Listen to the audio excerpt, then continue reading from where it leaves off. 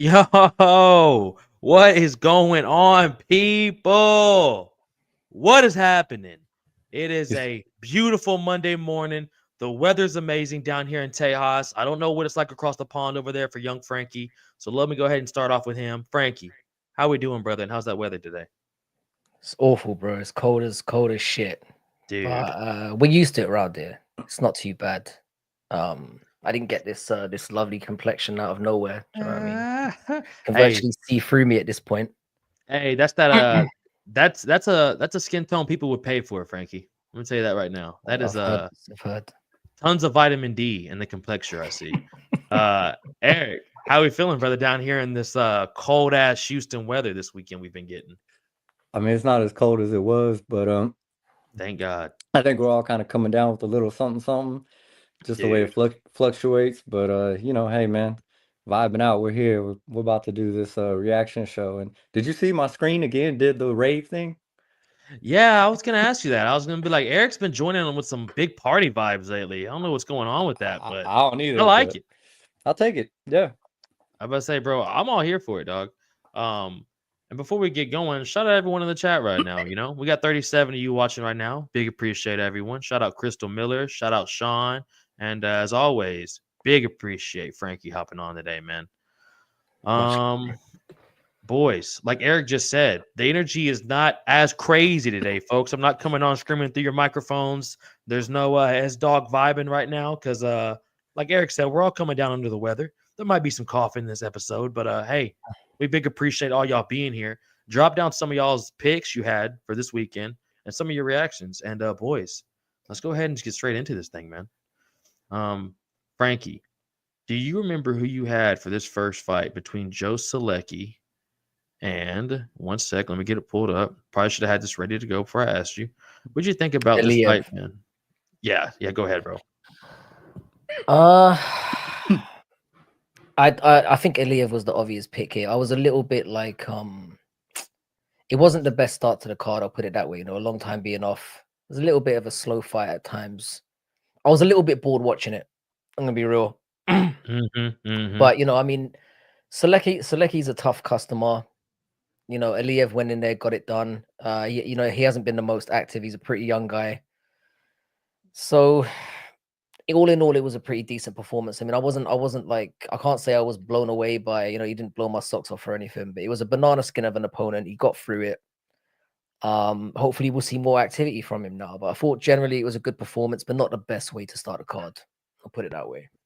Frankie, you literally nailed that, bro. Because when I called Eric about hopping on today, Eric literally told me this card was decent, but one championship was way better, which you can very rarely say that for a UFC event compared to one. But Eric, go ahead and like Frankie said, who'd you have going into this, man? And it definitely was not the most exciting way to start 2025. Yeah, so I had the obvious pick as well on this one. And like I told you, I fell asleep 3 times watching this card. This first one. It was kind of what I thought it was gonna start out as. It was gonna go to the ground. The third round, they finally kind of both decided to strike. But yeah, I mean, as I wrote in my notes, snooze fest until the third round. Real quick, Eric, what is not a snooze fest is your mic is crackling. She is up, she's awake, and she is crackling right now, son. All right, I boys. I'll be back. was about to say, so we'll see you real quick. Well, he's not leaving, folks. He'll be right back. Just got to fix that. But Frankie, bro, you nailed this, man. This was not the greatest way to start the card, bro. It was just kind of like, all right, let's see what it's gonna get like tonight, especially for you, man, because it probably started over there for you at 1 a.m. So you're just like, It holy was a little fuck, bit earlier, but you need when you're over in the UK watching these cards at dead ass o'clock here, you need it to start with a bang to keep you going. And bro. as we're about to discuss, I got to like the fourth or fifth fight, and I was like, I don't even know if I'm gonna do this. You know, I almost checked out.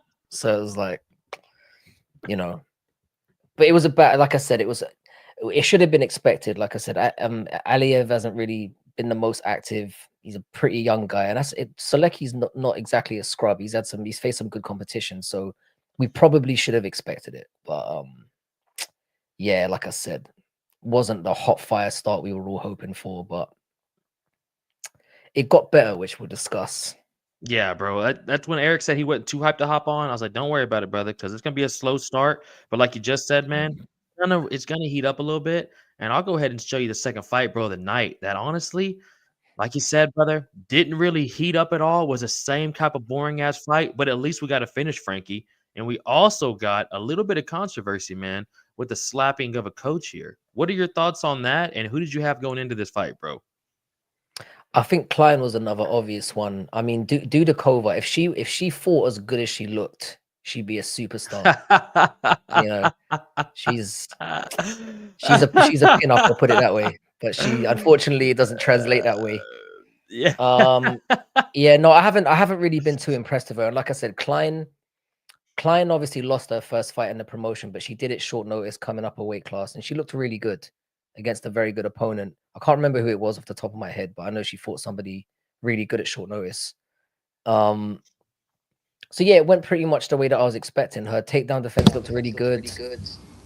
Her striking was nice as well. So yeah, I just saw your reaction there again. Yeah. I could hear myself twice. Eric, I don't know if you can see us real quick, but we're hearing ourselves twice again. Look, S Dogs MMA Talks, folks. Technical difficulties is how we fucking get going. You know, it's all part of the show, man.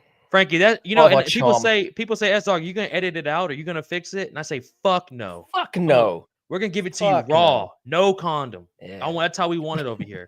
And back before you get back to your breakdown, Frankie, since you were on right over there.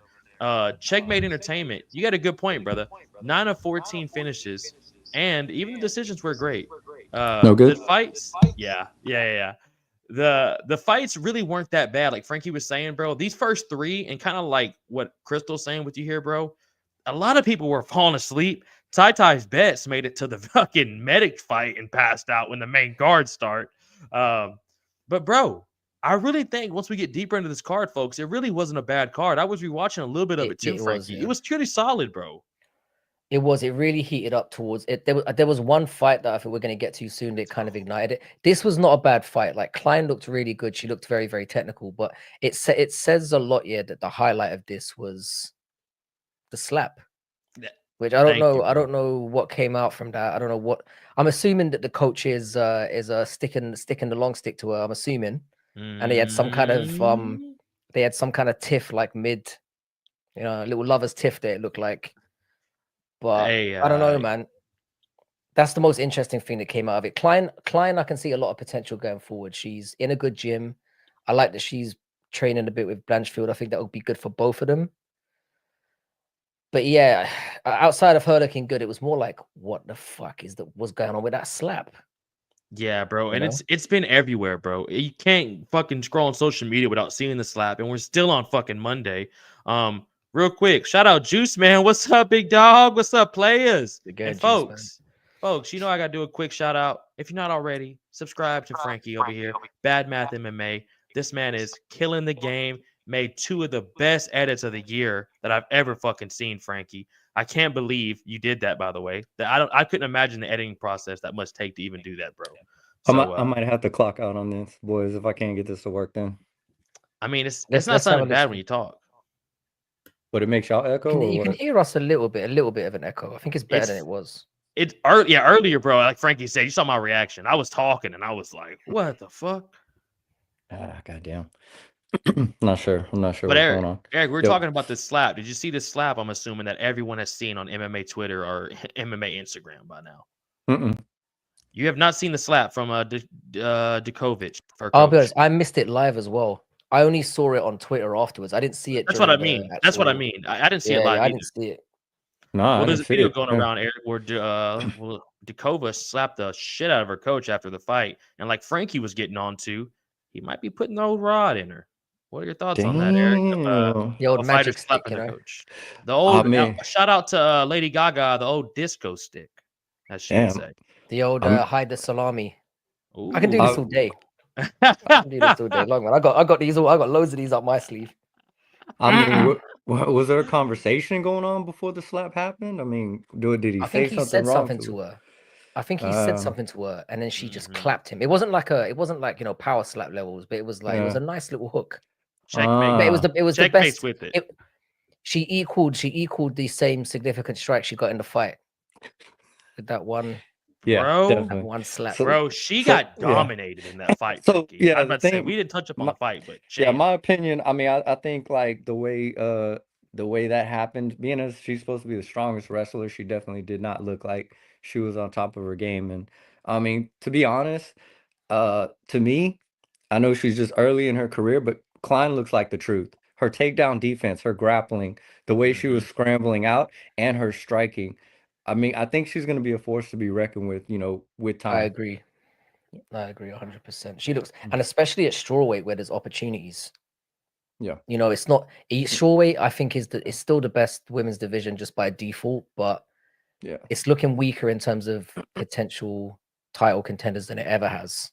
Right. So Right. she Yeah. strings a couple wins together. She could be right in there. Yeah. And this fight kind of woke me up because, granted, Dudikova went for takedowns, but Klein was able to make it interesting by scrambling out, not just sitting there and accepting the position and that yada yada yada, unlike the fight before. Mhm. So Yeah. it just went a little bit faster. It moved a little bit faster for me. Yeah, that's true. What's It going wasn't a on, terrible fight. Lane? What's going on? And that's what I'm saying, bro. The card really hasn't been this bad, and the fights they weren't terrible, bro. There was a couple snoozers, which we're about to get to one right fucking now. But I just want to shout out the chat real quick. Shout out Lane. What's going on? Always glad to have you here, Darren. Big appreciate you, brother. Yes, boys, like and subscribe, people. At Bad MMA Math, at S Dogs MMA Talk, and at Eric Valadizzi, folks. My man got a new Actually, Instagram up. now it's just Valadizi. Remember we changed it? We're gonna get it right eventually, folks. We're gonna get the fucking Sorry, Instagram folks. tag I out was there trying to once make fucking it while.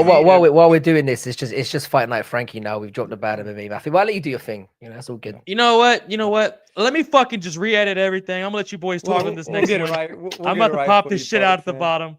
But Yeah. while I do that, Yeah. boys, there's not a lot of skin or a lot of meat on this fucking boneless skin. But Yeah. have fun with this fight. I'm gonna start out with you, Frankie. This was another one of those snoozers we were talking about, brother. Who did you have going into this one right here? I don't actually think I made a pick for this one, so I'm not gonna I don't blame you. retrospectively pretend like I did. Nah, I don't blame you, bro. It was one of those ones where I said don't bet on it, which I'm quite glad that Yes, dude. that was my take going in because it had like a little bit of the stink over it. First of all, I have to say credit to Bruno. Sorry to was it Lopez? Yeah, Lopez. Is that his name? Yep. This, I mean, I did. This is the point where I really did check out, or nearly check out. I'm glad that I didn't fully, because it was a pretty boring fight. But this fight was, and you guys are in the gym all the time. This is like an example of where experience really shows in a fight. I thought Lopez's game plan was top notch. He made it ugly, did a lot of clinch work. He put the takedowns in when he needed to, and that really rattled Gatsi Zulov. Really rattled him in there. I've heard he's supposed to be a pretty good striker, but what really disappointed me about him is as soon as he got neutralized a little bit, I felt like he didn't look like he was going to pop off at any moment. Like it sort of felt like Lopez had his number pretty early on, and that the gas tank was depleted, and he wasn't really gonna. Because the commentary were constantly saying, "Oh, when he separates, he's going to throw his hands, and that's when he's going to come into the fight." But I never really felt like it was going to happen, and that's more of a credit to Lopez. So all in all, it's tougher for Gatsia because the blueprint's there now and people are going to know what to do with this guy. So unless he makes some drastic changes, I think it might be a very short stay for him. But not a good fight. And again, but good game plan from Lopez. He went in there and did what he had to do, and fair play to him. Good job. And I would say, bro, for Lopez, maybe if he didn't have a good performance, he was going to go to Bellator. But like Sean just dropped down right here, folks. I think we're at an end of an era. I think Bellator officially is no more, bro, and the Scott Coker era is done. Frankie, have you heard about this, bro? And what do you think about that? I did. The thing is here, like I know that like there's going to be. I'm thinking of maybe making a video going in depth about this because it is something that's worth talking about. I don't have faith in like what PFL are saying. There's a lot of hope in terms of the rule sets being changed and them having a more clear structure now. But I don't trust them. I just don't think they have the capability to get things right. They're just very stupid over there. They can't even get ring walks correct. Bro. These people are dumb.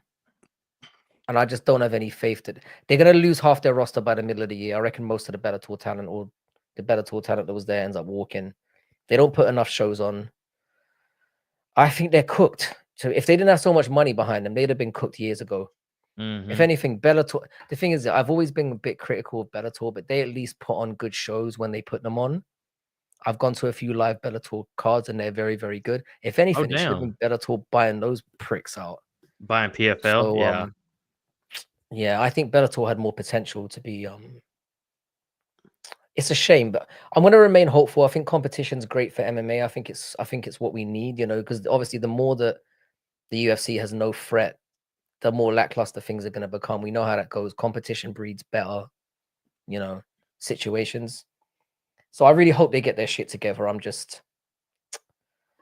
don't believe that they will. yeah, Dumb yeah, as bro. fuck over there. And this is why I'm about to throw it over to Eric. Eric, before you give your picks about Bruno Lopez over here, we kind of forgot because that's how boring this fucking fight was. We're talking about Bellator now. But Eric, this is why one championship, like we were watching Friday, folks. This is why one championship is, to me, my secondary option for the UFC, bro. It's one of the best promotions out in the game, bro. The fact that they do all aspects of combat in one night, and the fighters they got over there are fucking crazy. But Eric, before I get your thoughts on that, Lane says we need to know Eric's YouTube channel name. And Lane, Right. So it's we're eventually scrolling gonna get it. it's scrolling across the bottom. Just take out the Eric. It's Valadizi127, and that's gonna go across the board for YouTube and Twitter, and eventually I'll change my handle for my Instagram, even though my Instagram probably won't post as much. But if you were following my Twitter already, I posted my parlay, which unfortunately didn't hit, but I also posted another pick for CJ Stroud to throw over 1.5 touchdowns. It was plus 152 on mine, and that one hit. So if you did even bet $10, I just bought you dinner. You're welcome, folks. Shout out S Dogs MMA Talk and Valdizi's Validation for that free fucking steak and dinner you had and fucking potatoes or wherever you're eating your fucking meals at. Shout out Eric for those free meals. But Eric, Yeah. before I move on, bro, give me your quick breakdown of Lopez versus Magomed. Pretty much, I'll say everything Frankie said. Bruno came in with the perfect strategy. All I wrote down was boring, boring, boring, but he Bro. did what he had to do to win the fight. Yes. And our boy, I'm just gonna call him God. He once he felt that pressure and knew he wasn't able to do anything, that's when he wasn't confident in striking. He's a K1 champion, right? So Mhm. that's when he wasn't confident anymore in his striking, and it just went out the window. So good job to Bruno. Strategy won. It was boring. You're not going to win any bonuses with that, but Yeah, hey, bro. it is what it is. Is what it is, dog. And that's kind of what we got with these next two fights. They kind of were, it is what it is. I felt bad for Frankie and them boys across the pond having to stay up for this type of night. But, Frankie, who did you have going into this fight right here between Nicole and Ernasta? You know how I feel about women's MMA. I didn't really have much of Oh, an opinion brother. going into Oh, this brother. after. Do I don't really have I? much of an opinion Fuck. of it after either. I was just about to say, boys, Um, really, we can keep this ah, 15 seconds if y'all want. it was this again. This was fine. I thought Cara Katie did well. She did well to stuff the takedowns. The striking looked okay. She's very, very big for the division, but I don't think she uses her range all that well. From what I've seen of her so far, that was the disappointing aspect of it for me. She didn't seem like that much of a bigger go in there. And there's somebody else later on the card that had a very similar problem who I'm going to get to as well. But yeah, it was just like it was a fine performance. Her volume was decent. She managed to hold, and she's very, very hard to take down because of how long she is. Yeah. I don't see her doing anything major in the division, though. I mean, it was just a meh, nothing fight, and I don't think, Dude, it unless she was makes major improvements, yeah, who gives a shit? Like, it sometimes, was bro. fine. My bad, Frank. I didn't mean to cut you off. But No, we're good. sometimes, bro, like, hey, Dana, we don't need 14 fights in the card, all right? Give us 13 without the bullshit filler fight like this, bro. I'm good on watching this 3-round fuck fest for nothing when we're already staying up for this fucking Apex card headlined by two bitches already. So it's like, come on, Dana, what the fuck are we doing here? And the chat's going crazy right now with some dope ass shit. Free Patchy. I'm assuming you're talking about Free Patchy Knicks, checkmate. Free a lot of guys at Bellator, by the way.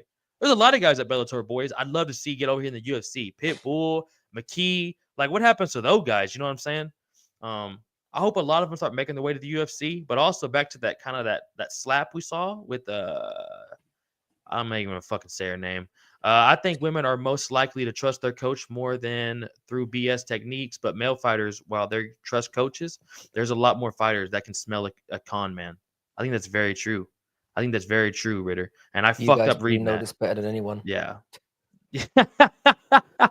Yeah, bro, 100%, bro. You can feel the bullshit, and you're more likely to call it out than a female to more just like kind of go with it and get played, bro.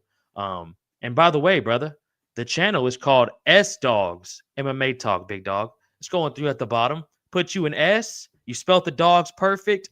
MMA Talk, brother. I big appreciate you. Like and subscribe, folks. And if you're not already, my boy Fight Night Frankie, go ahead and subscribe to that as well. This man is a fucking wizard with the editing. Got a dope ass channel as well. So like and subscribe. S Dogs MMA Talk and Fight Night Frankie. I don't really like commercializing it like that, but gotta do it every once in a while. Eric, go ahead. Give me 27 seconds of women's MMA talk. I mean, I'd rather talk about this one more than the one that happened before. I Go actually ahead, brother. graded it higher. Go ahead. I gave the fight before a C minus, and I gave this one a B. Only reason Hey. I did that is just because they actually threw hands. They were in there. They wanted war. They weren't afraid of it. Now, I agree with Frankie. Homegirl did not know how to use her distance, did not use the leg kicks, did not use the teeps enough. And when she was going in for some of the twos, diving in with the twos, which left her open for counter hooks and stuff like that. Um, so yeah, I mean it was scrappy though. It was a little bit more entertaining than the fight before, but nothing crucial. Nothing crucial at all, brother. Boys, Yeah.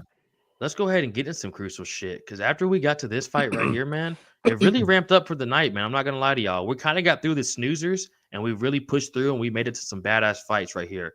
And it's gonna start out with Preston Parsons versus Jacoby Smith with one of the nastiest knockouts I've seen, bro. Jacoby is strong as fuck. Eric, give me your thoughts on this fight, bro. Um, so I was hoping for it to be a little longer. I mean, don't get me wrong, give me a good knockout. I will take that all day long. But I All really day, dude. wanted to see this go a little bit longer. So it kind of disappointed me, just because I would have liked to seen more go on. But I mean, dude, Jacoby, yeah, once again, I'm gonna use this word. He's the truth. Athleticism, fast. He's a wrestler, but if you look at his striking, oh my goodness, he's gonna be a problem. He's gonna be a problem. Yeah, bro. Frankie, what you got? Yeah, this for me was one of the best individual performances of the night. I know Really Parsons was, isn't bro. exactly it was great. I know Parsons isn't really the best. And we know that Smith is primarily a wrestler. He's got a decent submission game as well. Finish was really nasty. The guy's only 28. I like the fact that he clearly game planned for this. There was a clear, like, strong game plan going in terms of how he was going to, he was going to avoid kind of throwing loopy strikes, which he said his opponent, was probably expecting, and kind of went for more straights. He kind of Mhm. outlined that a little bit in the post fight, which I really liked as well. He The fact that we didn't really get to see the wrestling, I think people are gonna underestimate how good this guy actually is all round. And now that we know he's got some pop in the shots as well, I agree. I think he could be very dangerous moving forward. Seems to have a game plan on that, and I'm really grateful that this fight happened because again, I was getting ready to check out, and this one woke me up. Oh, dude. It Bro, I dragged me couldn't back in. imagine that, Frankie. Around this time through the 4 5. I mean, bro, Imagine we've I'm been on. sick as well. I'm That's sick what I'm as well. I'm saying, shivering in. I was like, nah, fuck dude. this. That's the point I was at, and then, bam, I'm back. Dude, we've been on for So 24 shout out to him minutes, for and that. I've almost passed out 3 different times recapping these fucking boring ass fights. You know what I'm saying? Like, I'm getting fucking PTSD having to sit here and rewatch that after seeing the Texans get a fucking dub, baby. But yeah, Frankie, my bad. Continue what you were saying. I couldn't No, yeah, imagine that was big. what you had to go No, I through. was just, yeah, it must have been about 1 o'clock in the morning at that point, and I needed something, and this really woke me up. So and I feel like it kind of set the tone for the Mm-hmm. rest of the card. I feel like sometimes that can happen in a card, where you get a really nice performance, a big knockout. People are watching it in the back, and they're like, it can ignite a card. And I think this was crucial in making that happen. So Mm-hmm. Yeah, good bro. And then fight for how and long then it lasted. how about the knockout celebration? Looked like he got fucking Stone Cold stunnered. after he fucking got the KO, huh? By Jacoby Smith. I was gonna there, bring bro. that up. Bro, It how was crazy nice. was It was that? nice. It was nice. It Um, definitely had a kind of a theatrical appeal to it as well. It was fun. Give him that. bro, he is strong as fuck, dude. Like legit, dude. Jacoby's strong as shit. For a dude at 170, I was looking at that too, bro. Like his back and just like when he would go forward and how he would throw, everything was with fucking violence, bro. And he's strong as fuck, man. He doesn't look like a huge welterweight as well, does he? He No, doesn't. I mean, bro. he's muscular and big. You know what I'm saying? He's wide, but he doesn't look huge. So it's going to be interesting. But But I he's mean, I set think himself off. as a wrestler, those guys come with strength that most strikers don't have. You know what I mean? Mm-mm, And if he's Yes, got that yes, kind of quickness and yes. power behind his hands, it's going mm-mm. to be dangerous. Yeah, he's definitely one to look out for. Bro, when I talked to Braxton Smith, he's a bare knuckle boxer. I was talking to him about his conditioning, and he said part of his conditioning is he still wrestles. Like he still does jujitsu and he still wrestles. I was like, why? Why would you still do that? You just trying to stay active. Maybe you come back and take an MMA fight because he used to fight in the UFC. He said, no, bro. The conditioning and the strength I get from wrestling and jujitsu is way better than going for a run or hitting the bag, bro. I mean, you're literally holding somebody and making them do things they don't want to fucking do. And they're resisting to that. And you're like, fuck you. I mean, Eric, when we do jujitsu, bro, and when we hold pads, I mean, or when we do sparring for MMA, the soreness I have the next day is dramatically different, bro, than if we just spar and do Muay Thai. You know what I'm Yeah, saying? I'm exhausted after, after a round, of rolling and stuff. I mean, it's one of those where it's like, all right, who's coming in next to substitute for me to take this round? Because it's a different kind of pace, a different kind of cardio, and it's total body, bro. It's not like, all right, I just got to lift my leg up and throw my hip over. Like everything has to work, together. And it's exhausting, bro. It's a great, great, yeah, like your homeboy said, Braxton. It's great for conditioning. So I think that's what we're gonna see out of him, man.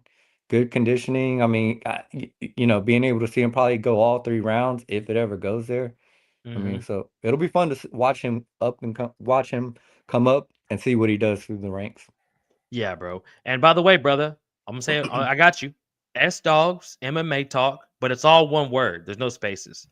So like I've literally, posted the link in the chat as well, so my hopefully you should dog be able Frankie. to I hear about it. to say I'm a little behind on the chat today, folks. Not gonna lie to you, your boy needs to zone back in. I'm a little under the weather. I gotta stop being a pussy.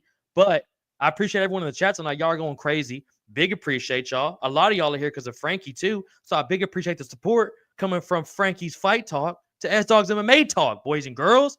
Big appreciate all of y'all. But yeah, brother, everyone that subscribes to and likes, I'm for real. I appreciate y'all more than you know. Like Frankie always says, it costs you fucking nothing. You push a button and you go on about your day, and I appreciate it more than you know. But Eric, I think that's a good segue, brother, to head into some badass Muay Thai we got to watch right here between Thiago Moises and Trey Ogden. Frankie, I know this had Mm. to get you on the edge of your fucking bed, brother. This was a barn burner, son. Eric, who did you Yeah. have between Thiago Moises and Trey Ogden, man? So this is the one that a lot of people went against me with because I picked Ogden, and I just thought, as a veteran, he probably knew what to do a little bit better. And if we were looking at the first couple rounds, he actually was winning those rounds, right? And if he would have stuck with that Mm-hmm. same kind of game plan, I think he could have pulled off the decision. Unfortunately, he made a mistake in the third, and Moises ended up on top and was able to finish that. Moises was using great, great leg kicks, but then so was Ogden. He was going to the inside leg. Moises was going to the outside leg. So to me, this was a good one. This one was not one I fell asleep to. I did enjoy this. Unfortunately, my pick didn't hit, but it was like that close, man. It was that close. He was on his way to winning that one. He was on his way to winning that one. So I felt good about that. Before I throw this over here to you, Frankie, please tell me you boys saw that bicep tear that happened with Trey Ogden. Oh yeah, Oh yes. Bro, that is yeah, that was a bad one. nasty. Bro, it must have happened during a transition, huh, Frankie? Yeah, Because his his striking was arm looked nice. weird. His arm looked weird, and the Yes. thing is that he did again. This was a really decent scrap. I thought that Very, I very. yeah I agree with what's already been said. Like I felt like he was getting a leg up in the fight early on. Like his striking looked a lot better. If you look at the significant strike count, he was way ahead of where Moises was when it got to about the midway point of the second round. He was piecing him up. He was doing really well. He was using body kicks really well and landing really well. But what really turned this fight, I think Moises stayed patient. He was investing a lot into the calf. And there was a moment, I think it was in the second round, where where he caught him in the calf. I think it was for the 5th or 6th time. And then Ogden kind of collapsed underneath it. And you kind of felt like, and that's how Moises was able to get on top. And you kind of felt like that was the turning point. And I think from there, Moises kind of took over and did really well. But as you said, the bicep tear looked really, really nasty. He's probably going to be out for a little while by the looks of that. I think that as well, bro. I mean, it's bad, bro. It's rolled up all the way damn near to his shoulder, Yeah, bro. yeah, it looked bad. It looked fucking nasty, bro. And JPL, what's up with you, brother? Sorry, folks. Oh, that's my boy. JPL's my boy. He's actually got a channel started up now. And he's got a really, he's got a really good, it's kind of like a, I don't know how to describe it.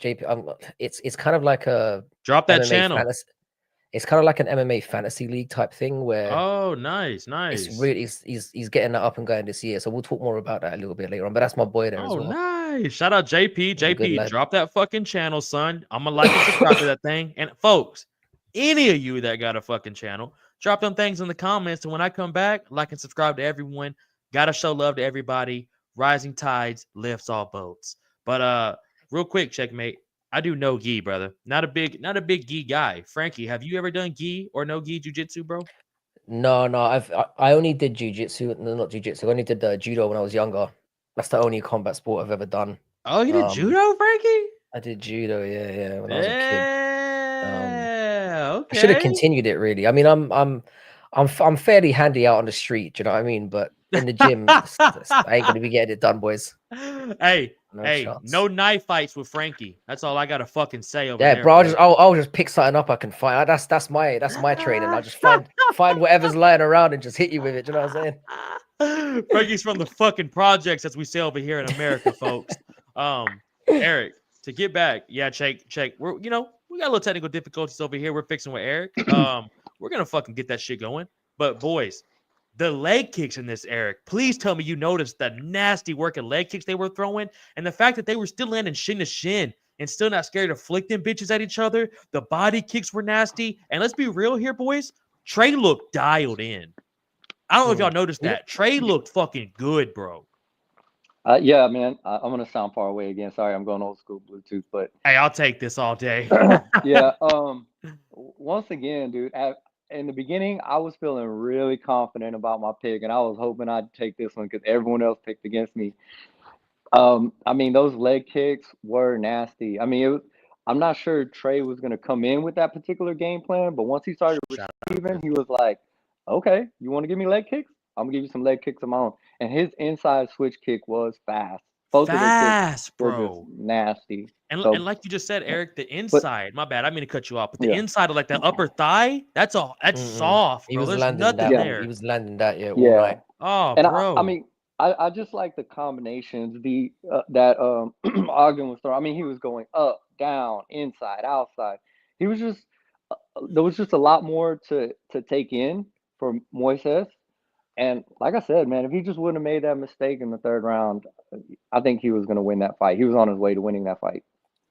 Checkmate, do you know if it was the second or third, brother? It has to be second or third, but because that first round, he looked dramatically different coming out in that third round, bro. So maybe it was more towards the end of that second. Kenny says MMA fantasy ? I guess he wants to know what you mean by that, Kenny or Frankie. It's like like sort of like a, I don't know how to describe it. Right here, Frankie. League. Right there. Yeah, sort of like a picks league, yeah. Yeah. League.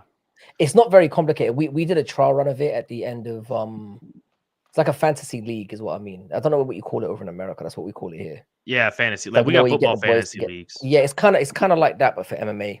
But it's like a picks league. And you get given a lot of a certain amount of points. Oh, Sniff right on cue. Sniff, man. Shout out Sniff. That's what I'm saying, bro. I saw it and I was like, shout out Sniff, man. Sniff always comes in to knock me off my game immediately, man. That's why I don't read his chats anymore, bro. It's like, it's just fucks me up. Hey, bro, you need those guys to keep you humble, brother. Pajamas. It's really good. We did like a trial run of it at the end of last year, and it was a lot of fun. But like I said, there'll be more information coming up about it in the channel over the next couple of weeks. Say less, say less. Well, JP, shoot me a follow on X, brother, or Instagram. It's the same thing. That's Dogs MMA Talk, and I'll hit you up, big dog. But boys, to get back into this fight before we move on, because like I said, after Trey Ogden and Thiago Moises, it's absolute bangers. And I've been seeing the chat talking about this next fight a little bit ago. So let's go ahead and get right into it, boys. And I'll go ahead and start with Eric since now we got that fucking that audio fix now. Eric, who did you have, brother, between this next fight between Ihor and Tulia? I had Tulia. I think Ihor was your boy. And then I think I was with Ihor. Yeah. Did we convince you to change sides? Yeah. Okay. But you did. yeah, you did. Because I was a fucking sweep on my ass. So I was like, fuck this. I guess I'm gonna go with the young buck. And thank God I did, because holy fuck. Yeah, it was Portier or whatever, how do you say his name? Missed weight. Just say Ihor. Eteria. Yeah, Ihor. Yeah, you're right. Yeah, he missed weight. It looked like it was gonna be a fun fight, but the power of Tulio, man, it was a big difference, bro. And I'm not sure if the what was it, a nut kick, right? I don't know if that threw him off his game completely, Ihor, but I don't think he was going to win that fight regardless. Eric, thank you for bringing that up. Thank you for bringing that up, bro. Because to be real, no, dude, I think it did affect him a lot, bro. Because I mean, bro, we both been kicked in the nuts, Eric. Yeah, dude, that's what I'm saying, bro. We both been kicked in the nuts by just sparring too. I've never had it in a fight yet, but even when we're sparring, Eric, and we take 5 to 6 minutes off and we try to get back to sparring, bro, I feel dramatically different than what I did before I got kicked in the fucking nuts. And you know what I'm saying? And we have shin guards on when we do it sometimes. Imagine getting kicked by this big ass. Is this 205, right? Yeah, so he's 185. No, this is 185. Well, okay, my bad. Middleweight. So he's probably at least 205 in there, though. At least 220 probably. And he's just perfect leg kick right to the dick. And then you have to go on from that, bro. And you could tell, bro, Ihor's whole vibe changed after that. So I didn't mean to interrupt you, Eric, but I was gonna bring that up. I'm glad you did, man. Yeah, because I think it was a dramatic difference. Yeah, if I'm not mistaken, I think he almost took the whole 5 minutes too. So that pretty was much. Yeah, bro. So your sweat's gone now, and that's early in the fight. It was like a minute in the fight. Your adrenaline just shot down. Your mindset just kind of changed. And imagine, bro, you're already thinking, damn, this motherfucker's cracking too. So, you know what I'm saying? You kind of got more time now. Everything's settling down. And fuck, what's his name? I'm blanking out. Tulio, he's not losing anything. He kicked you in the nuts. So he's just over there keeping his mindset good, which is why I always think, bro, a nut shot or an eye poke, no matter what's the point. Fuck your warning. Get the fuck out my face with your warning. As soon as it happens, dog, that shit needs to be a point right from the jump, bro. Because this was a huge impact on this fight. But my bad, Eric. I didn't mean to cut you off there. Eric might be frozen. But Frank, folks, we're gonna get Eric's shit resolved tonight. Frankie, any other thoughts, brother, on that? Yeah, no, I wanted to point out as well. It wasn't one of those like glancing nut shots as well. He caught him full on the sack. It was like in the replay, it was as bad as it gets. And I do think I don't think Ihor was necessarily going to go on and win, but it ended any chance he had of doing anything once he connected with that. I have to say as well, I feel that like they've been doing your boy Ihor really dirty as well. I mean, look at the fights that he's had Nagumaranu, he's had Allberg, he's had Bellato, Mikel Pereira, and then Tulio, all in the space of like 6 fights. I don't know who he pissed off over there, but they've been giving him monsters from pretty much day one. He had 1 or 2 thrown in there that were kind of layups, but they're doing your boy dirty. At least his fights are fun, I guess. They're doing him dirt, but like bro, at least his fights are fun. Bro, Frankie, do you have access right now to pull up? I don't have my phone near me to pull up his last 5 fights. Because before that, I think he was getting favorable matchups, bro. I think he's only had L. 2. He's only had 2. I know he fought Shogun. Bro, I thought he had 4 in the UFC already. He's had more than that. I think he's had 6 fights in the UFC. So okay, that's what I was saying. I was like, bro, I think he's had at least 4 fights already too. So he had in his lot, he had Cesar Almeida, who eye poked the shit out of him. No chill. Yeah. You had Mikel Pereira. Yeah, no, it was Robert Bychek or whatever his name is. He was kind of an easier fight. Yes, So him and Shogun Rua was probably his easiest fights, but apart from that, he's been getting nasty. Oh, bro, was that in Brazil too? Dominated Shogun in Brazil, bro. Beat Like the shit out of him, yeah. They did him dirty, Styled bro. out on him as well.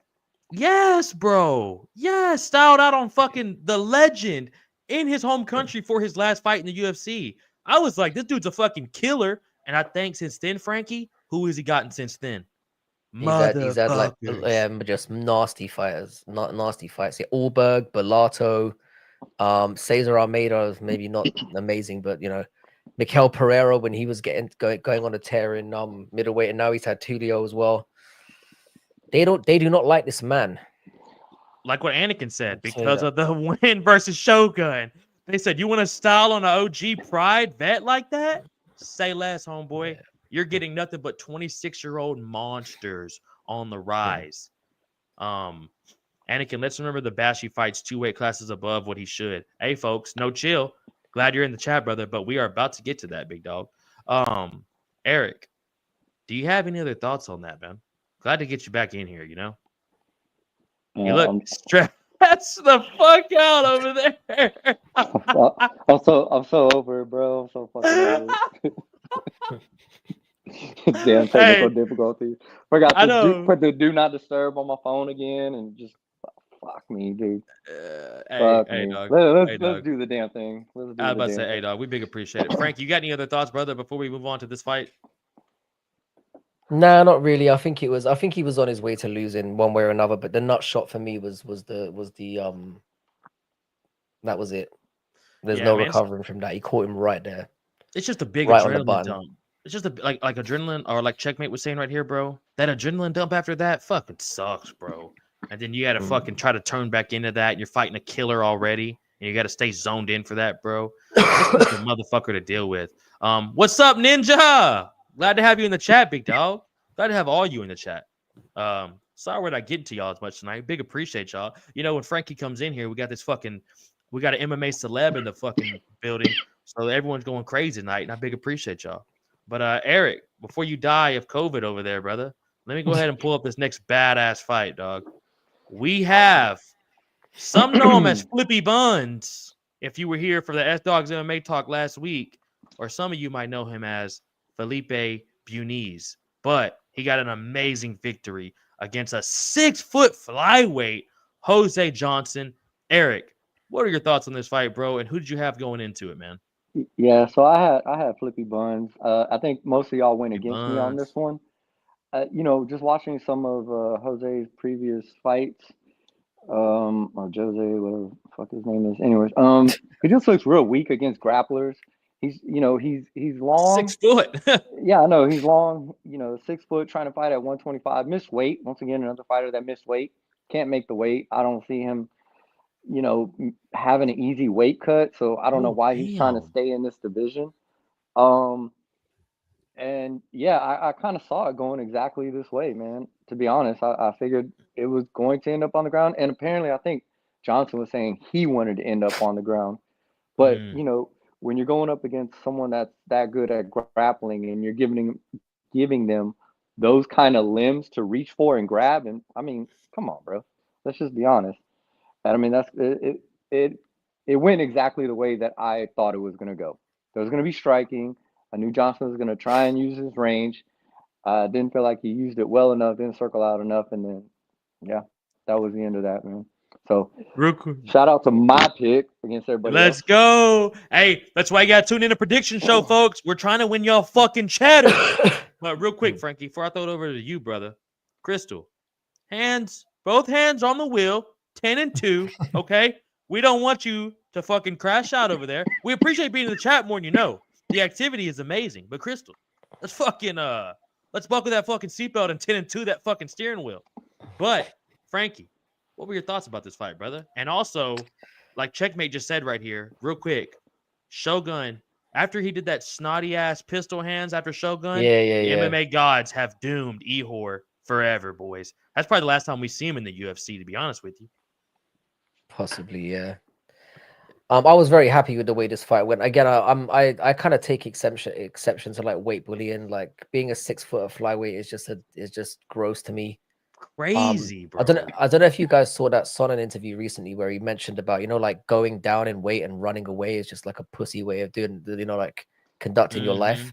And this is the ultimate example of that. I mean, being 6 foot and going down to flyweight is just, and, when we talked about the length, how there was a fighter earlier on in the card who didn't use her length very well. I felt that Jose Johnson was doing the same thing as well. He was crouching down quite a bit. I'm like, you're 6 foot tall, use that length, and didn't do it. I'm glad he lost. Fuck him. He's a weight bully. He wanted to mess around on the ground, and he fucking found out. Fuck that guy. Yeah. Oh, he gets cut as well. Prick. Hey, bro. I gotta say. He fucked around way up here and found out really hard, man. Bro. Yeah. Jax just said, I would agree. They do like Pateria since they're letting him stick around after losing so much. That's a good point, Jax. They really do fuck with Pateria in some type of way. He has fun fights though. That's the thing. He does throw down. He makes it fun. That's the bro, and that's the thing about the UFC, dog. You can be a fucking 26 and 15 fighter and still be fucking having a 15 fight career in the UFC, bro. Yeah, if you're here to put on, I was gonna say, if you put on a show like that, I'll watch that over the Daggy wrestling any day, bro. You know what I mean? I was just about to say that, Eric. Like, if you're gonna come out here, Western Mass, what's up, big dog? But if you're gonna come in here, bro, and just try to secure victories in the UFC and just lay and pray, fucking A, man. I mean, if you lose 1 or 2 fights, you're fucked. They don't even want you around anyways. You come out here like Ehor, you can go 2-6 in the UFC and no one gives a fuck. You know what I'm saying? Tony Just Ferguson. Make it fun. Yeah, bro. Tony Ferguson, 15 fights in a row, he's taking an L. No one gives a fuck. It's champ shit only. And we all know Tony's the real champ in the UFC. You know what I'm saying? You know what I'm saying? You just got to come out here and put on, boys and girls. But like to your point though, him being 6 foot at 125, fuck him, Frankie. You're right. Yeah, that's crazy to me, bro. That's why I can't fight at fucking 170 because I got to fight against these fucking monsters cutting down to 170. Like, fuck you guys, man. Go up to 185. You're 6'1". Stop being a pussy. But I get it, dog. I get it. I'm not saying all short guys should be flyweights, but let's go to 135 minimum. Thank you, No Chill. 100%, brother. Like Anakin said, that's fair enough. All good, JP. I made it there now. I just got to make it home. Well, Crystal, make it home. Spark you one up. Take you a shot or something. Drink you some hot tea because apparently all the boys over here need it as well. I don't know what's going on in the air. But before we move on, what do y'all think about Jose Johnson moves up to 145 if his ass is even still in the UFC? Before we move on to this main card, I don't think he gets another chance, to be honest. He's not really had the best of runs, and I think he gets his. As much as I've been saying he's a weight bully, and he gets fucking mollywopped in both those divisions. He just ain't good. Bro, he's not, bro. He really had nothing special. He's having to cut down to maybe keep a length against shorter guys. Crystal, Eric's gonna drop a link to his Instagram or his YouTube here in a second when he gets a chance in the chat. But boys, let's go ahead and get to this main card. I actually can't. I can't drop a link. Remember? Oh, you're on your phone, huh? All right. Well, no problem. Because you gotta do that for me. It's just at Valid. We'll get it going. At Valadizi. Take off the Eric that's scrolling across the bottom screen. At Valadizi127, and I'll get that up and going for y'all pretty soon. I'm gonna start just doing my own little prediction bets, and y'all can just tune in, see what I'm betting on. My parlay did go 2 of 3, so if I would have just broke that up, I still would have made y'all some money. But once again, if you would have took the CJ Stroud bet, I'd have bought you dinner. Very true, folks. Free fucking lunch. You're welcome. But what do y'all think about Felipe Buns versus Tim Elliott? Does that interest you at all, Frankie? Yeah, I mean, I'm happy. First of all, I have to say I'm happy for Muniz. He's had a very tough time with injuries, and he had a very tough fight against Joshua Van, who's obviously gone on to look amazing. So I'm really glad he got the win. I don't know why anyone would call Tim Elliott out though. That bro, crafty. I didn't think he was. Bro, he's nasty, dog. He's a motherfucker to deal with, bro. For real. That's the reason he's been in the UFC since they had sponsorships on shorts. Like he's the kind of guy. When I watch him cheat, I kind of enjoy it. He's the only one who cheats, and I'm like, yeah, this is kind of funny. Whereas when everyone else does it, it pisses me off. I just enjoy that guy. I think it's because I know it's obviously his wife got Awkward. dicked down by his best friend and all that. Like, so I Oh, kind of feel like, stop you know what I it, mean? Frankie. Stop So, it. you know, I kind of got a bit of a soft spot for him on that one. I kind of feel a bit bad for him. I So can't believe that might have that something to do with it. leaked. Didn't he leak it? Yeah, fuck it. Fuck it. What the fuck, man? No chill. I will link S Dog's channel. I'm looking forward to subscribing. Hope you guys follow suit. Big appreciate you, brother. No chill. You're the fucking man. Like and subscribe, folks, to this man as well. Big appreciate everyone in the chat. But boys, we still got 6 more fights to go to, so let's go ahead and get to them, man. What did we think about this 40-second? Really wasn't even 40 seconds, maybe 20 fucking seconds. Brutal knockout from. All right. Let me take the lead on this one because this Go was ahead, my dude. parlay that I actually lost. Okay, I actually picked Medic to win in the parlay, and what I said on the prediction show was if he Woo! uses his range and circles out correctly, I thought he would be able to win the fight. And I said you got to stay away from the big hands of Soriano. And what was one of the first things that he did? He went in way too far on that body punch. And if you would have seen the length of his legs, there's no way you can like get out of that fast enough and circle around. And that's exactly what happened. And he went straight back because when your legs are spread out that far to try and circle out, damn near impossible. And all Soriano had to do was just chase him back, landed the punch, and that was all she wrote. Frankie, go ahead, brother. Yeah, this one kind of caught me off guard a little bit. I thought Medic was going to win this as well. I thought he's looked really good since he moved to welterweight. And we know with Soriano, he had a really good start at middleweight. He was looking really good, powerful, like he had some pop, but then he kind of fell off. He kind of fell off a cliff a little bit. And I think he was on the verge of getting moneyed out of the promotion. So, he's starting to follow a trend of guys, like Buckley, who have come down from middleweight and they're looking really nasty down in welterweight. And this is a really big win for him. It looked like Medic was on the road to doing something really good, but got caught. And if Soriano can make the weight nicely for his next few, I think he could turn his career around a little bit because he looked fantastic. And if you can knock guys out at middleweight, you should have a much easier time doing it at welterweight technically. So really, again, it was another one that just re-energized everyone. Really nasty finish. And I'm kind of happy for him because you could see how much it meant to him. He knew he was in his last chance saloon, and I'm glad that he got it done. He seems like a really good dude. So fair play to him. And yeah, we'll be keeping an eye on him moving forward. He's maybe one to watch potentially in the outskirts of the top 15 in welterweight potentially. Speaking of really good dudes, what was y'all's thoughts on Whitaker and Izzy turning, man? That's pretty dope to fucking see, bro. Sorry, on who? What were y'all's thoughts? What Ty just said in the chat. What are y'all's thoughts on Whitaker training with Izzy? That's pretty dope to see. Frankie apparently does not fuck with it. Or have you not seen it, Frankie? Or are you just not vibing with Whitaker training with Izzy? I haven't seen it. You haven't seen this, bro? I mean, I hadn't seen it. No, this is the first time hearing about it. Oh shit! Okay, well, bro, they literally linked up this past weekend. They've been training together for the Imavov fight. It's pretty cool to see. Why the fuck's he doing that? Well, probably Whitaker more just trying to get out there with him. Just trying to stay active, and then the boys are probably linking up. It's probably more like a social media play too, but it's still cool to see them together. I mean, they fought 2 times. Both of them are the greatest middleweights to ever do it, so it's cool to see. It's nice to see people who are past opponents getting on, especially because there was some animosity there as well. So it's nice to see the respect, I guess. It's just that caught me off guard a little bit. I wasn't expecting that. Yeah, I saw in your face. I was like, all right, so I'm breaking fucking news with fucking Ty here. And boys, how did the Oilers do this year? We're still in the playoffs, brother. We're going to the fucking Super Bowl. You know how the fuck we get down, brother. I appreciate that, Simon. H-Town versus all these motherfuckers, baby. But back to the fights. Boys, we had some badass fights, and I'm glad this was a great way to start off the main card, dude. Eric, like we were saying, this man deserves a nickname Coconut Bombs, brother. This dude comes out there and lets these bitches fly. And you boys already explained that he was at 185, cuts down to 170, looks good as shit at 170. Like, looks like he belongs there. Like the frame, the height, the weight, the power he can bring, the fact he can still probably grapple like a motherfucker too. So Yeah, I mean, it definitely you was know, a parlay buster, bro. Like MMA Family just said.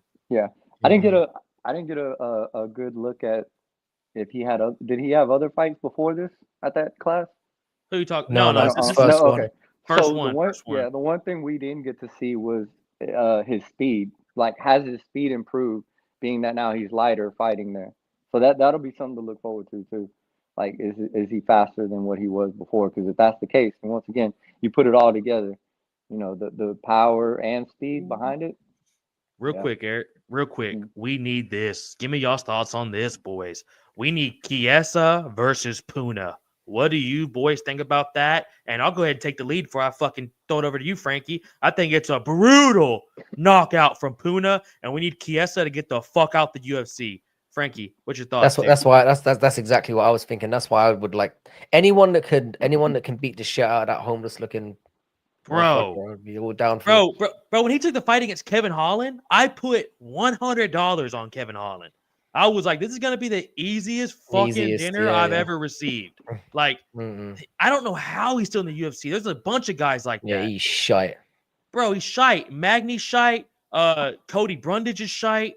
Fucking Gerald Mearshart somehow manages to pull out some shit, but he's shite as well. And I'm sorry, Medic ruined your parlay, Ninja. I'm fucking sorry to hear that. But Eric, did you have any other parlays, bro, that you missed as well?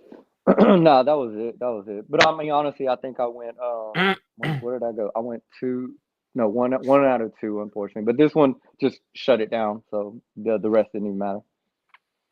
Yeah, fucking crazy, bro. Yeah. But that's why you don't bet more than you can afford.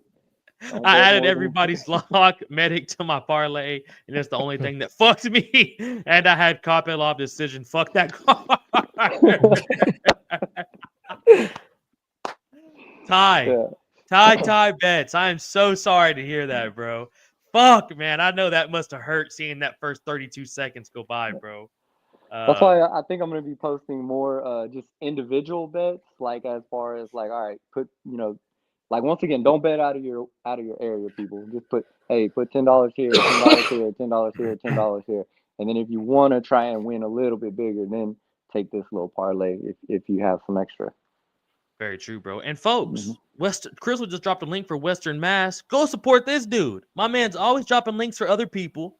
Western Mass is always in the chat, always dropping the likes. Go support my boy. The link's right there. Let's get this man 25 more subscribers, folks. As well, for Fight Night Frankie, your boy S Dogs MMA Talk, and Valdezi Validations at the bottom, folks. Boys, we got some more absolute bangers to line up for you boys, and I'm very excited to see what y'all thought about the young up-and-comer Bashi and his last fight against Christian Rodriguez. Eric, go ahead, bro. So I can't remember what fight it was that it kind of reminded me of. I think it was something from one championship where all he was depending on was what he was good at. And when he couldn't do that, he really didn't have anywhere else to go. I mean, don't get me wrong, the dude can strike pretty well. I mean, he looks pretty fast with his strikes, but he was just being too dependent on what his game is as far as taking down the wrestling, blah blah blah. And so I'm not going to say it because apparently it's a bad word, but Rodriguez is the newcomer stopper. I think gatekeeper. I can use that word. No, we call that the gatekeeper, no, brother. If you saw in the chat, someone said don't use those words. It's a bad word. So the newcomer stopper, I guess. But Christian Rodriguez looked freaking solid. I mean, he just looked really good in there against him. And I'd like to see where Mr. Rodriguez goes from here, man. He looked really good, really comfortable, and I was pleasantly surprised at what he was able to do against Bashi. Frankie, before I throw it over to you, brother, Jax is saying you are not exactly an Adesanya fan. What's up with this, bro? I hate that guy. Jesus, Frankie, hate's a strong word, I'm brother. not even. I know how strong a word it is, and I'm tripling down. Thing is, I used to love the guy. You know when he was just fighting and he wasn't talking. The chat is with you. No, of course they are. You know when he was when he was fighting but not talking. I really liked Adesanya, but as soon as he started opening his mouth, I was like, this guy's a cringy little scumbag. But anyway, I'll get back to that later. Yeah. I was about to say. I just wanted to bring that up real quick. Chris Curtis versus Puna at 170. Anakin would not be too bad. But we're gonna get more into Chris Curtis, man. What we see going, kind of in the future for him. I think he's way too big though, Anakin, to make 170. But we're gonna touch on that here in a little bit, bro. It's interesting. It's very interesting, bro. What else was interesting is seeing Christian Rodriguez handle Bashi the way he did, man. Bashi has a lot of hype since that Dana White Contender Series, and I get it, dude. Young kid, 24 years old, featherweight, those fucking bombs. I mean, bro, think about this. I'm pretty sure I was in the chat with the boys for like 30 minutes. I had to dip and then go to a little after party for them fucking Texans. But when I was in there for about 30 minutes, we were watching this fight, and Olin and them were saying, does Bashi need to go up in weight? Does he need to fucking train it, find a different camp to train at? And I was like, I don't think it's none of that. I think he's getting dealt with the OG veteran right now who has seen all this shit and wants this a little bit more than Bashi does. Bashi's the new kid in town. He's got the Dana White Contender Series contract, feeling good about himself. And then you got to go in there and fight an OG vet like Christian, bro, who's down to get down with any type of style. Eric, I see you got something to say. Yeah. Well, I was gonna say, I don't think he came in thinking he was the shit, because remember he said he wanted like one more fight before he actually came in when he finally took the Contender Series. If you ask me, just kind of from what I was looking at, he didn't look uber confident in there. So I'm not sure if he was completely confident with himself, to be honest. You talking about I Christian thought that like Bashi. Bashi, yeah, with Bashi. Okay. Like crossover and Jackson and I spoke about this one before. We did a little breakdown of it, and I thought the odds on this one were immediately what stood out to me. I thought Bashi being as big of a favorite as he was kind of crazy. My only concern going into it was like Julian Erosa obviously beat Christian Rodriguez in his first fight at featherweight, which is what made me a little bit like I wasn't too sure where it was going to go. But he's proven he's kind of settled in that division now. He looked really good. I actually don't think Bashi looked that bad as well. I mean, this is a really young kid. His striking looked okay. Dude. Yeah. And his cardio was fantastic as well. Like, he stuck around in there really well. He kept going for takedowns. He kept the pressure up for the entire fight. So there's definitely something to work with Bashi. And just a quick shout out to Rodriguez. It's like you said with the O's, man. It's like he's taken Rosas Juniors, Simons, Bulgarian, and now he's taken Bashi. Those wins are going to age like fine wine. So shout out to him. He looked great at featherweight. And I think for Bashi, this will be good for him. He's very young. He'll learn from being in there with, like you said, a very experienced guy. And I think he's going to grow from this. You can see the potential with Bashi. I think this was too much too soon for him, but he'll learn from it. And it's like I said, in MMA, losing an O isn't devastating in this sport. Yeah. Especially as long as you don't get your chin taken in the process, which he didn't. I think he'll learn from it. Yeah, bro. It's really. I don't think either guy lost this, man. I think Bashi got some good experience. He got to fight on the Apex card to slowly get that UFC rub. He didn't have to start out in like a T-Mobile. Like, imagine if he had to fight in a card next weekend or this weekend for UFC 311. You're walking into that. It's fucking intense. It's in Los Angeles. First big pay-per-view of the year. Like, the emotions kind of get a hold of you. You're going to the Apex. You've already fought there. You're already kind of used to the environment. So, I don't know, man. I think it was a win for both guys, and it showed that Christian's still a motherfucker. And like MMA Anomaly and Eric said, gatekeeper. Not allowed to say that, but not a bad word to use for him, brother. Frankie, you got any other thoughts on that, man? No, like I said, it was a good fight. I think, like I said, but nobody's stock really dropped. I think Christian Rodriguez is finally in the division that he should be in, which is obviously great as well. Yeah, this set up the rest of the card really nicely. So I enjoyed the fight. I thought it went down really well. And both guys are young enough and have got enough promise. I'm looking forward to seeing where they both head from here. It was good. Boys, what was good was this next fight. Literally got fight of the night. And boys, so far, not to be that fucking guy, maybe fight of the year so far. We got an absolute banger between Chris Curtis and Roman Kopylov. Frankie, take the lead on this, man. This was the most interesting fight of the whole entire night. Yeah, it turned out to be a very decent card. This was easily the fight of the night for me.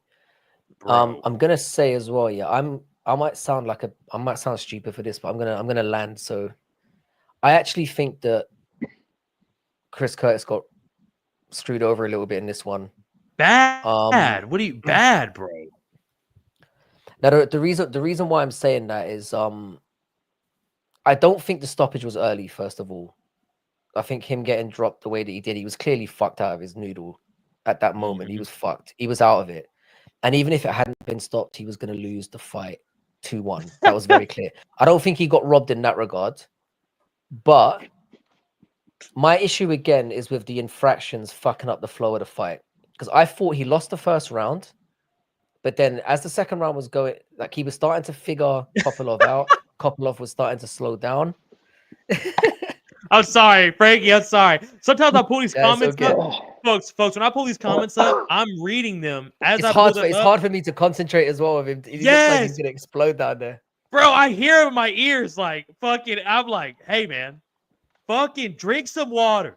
Go take a goddamn cough drop, Eric. But Frankie, back to what you were saying, brother. Yeah, no, I felt like from Curtis's perspective, the nut shot and the eye poke really changed the trajectory of this fight. I think Curtis was taking over. Kopylov was slowing down. Curtis was finding his shots. And I think those two moments in the fight gave Kopylov enough time to recover. And that's what led to him eventually taking over the fight and winning it. And if he'd been docked a point, it could have been potentially a 10-8 round and then potentially a draw if it had gone to the end. And then Curtis would have had an extra reason to be pissed off. But I think that moment changed the fight. And this is the issue I have with a lot of these. What we learned from that fight is as long as you don't do the same infraction twice, you can get away with this shit. I mean, he nut shotted him and then poked him in the eye very clearly, got nothing from it, got a chance to recover, and that turned the tide of the fight. And for me, that's the issue that I have with it. At the same time, though, obviously, Chris Curtis is a fucking whiny pussy that doesn't really help himself. Like, the way he reacted makes you not want to root for him.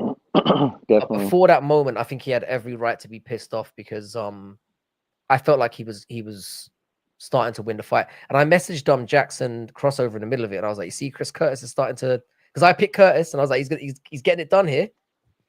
And then yeah, man, just that moment swayed it. So from that perspective, yeah. But I think considering it wasn't docked, Kopylov was the rightful winner in the end, and it's good for the division as well. And bro, like you were saying, bro, like if he handles it better, like prime example, Ben Askren, Robbie Lawler. Robbie gets fucked.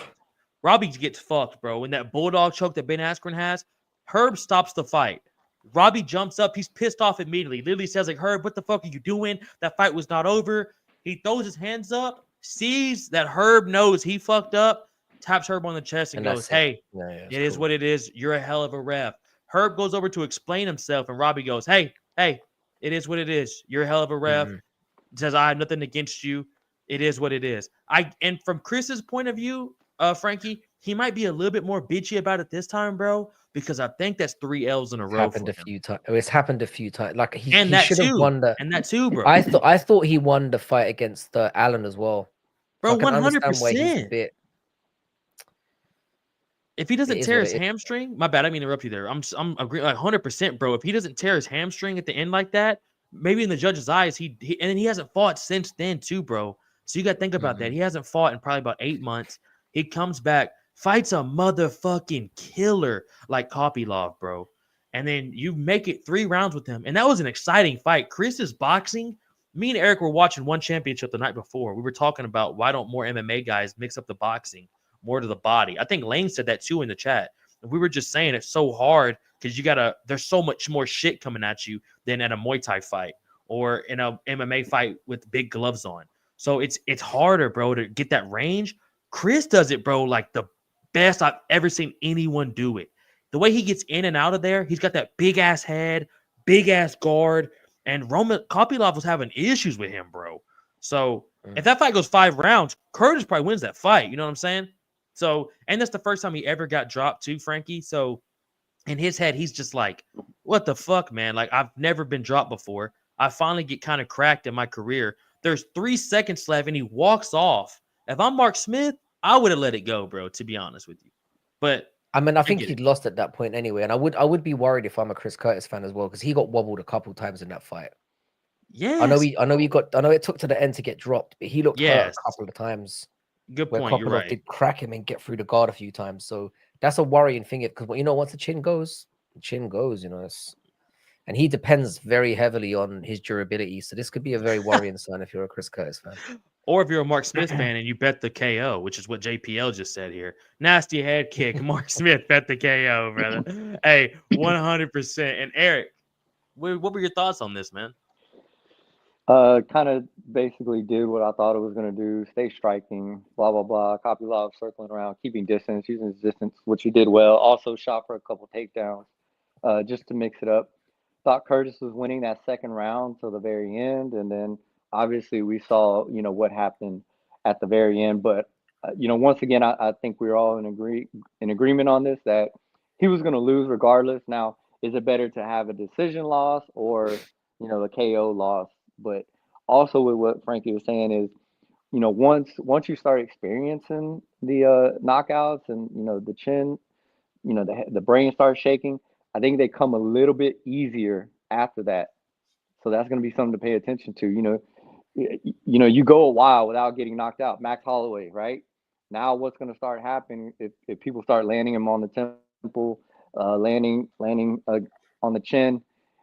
Are they going to go down easier than they used to before? Because now the brain's already shook up. You have the tears inside the brain, what holds it together against the skull. So that's going to be something to look forward to look at, not look forward to, look at in the future. Eric, is your vape by any chance blocking the mute button?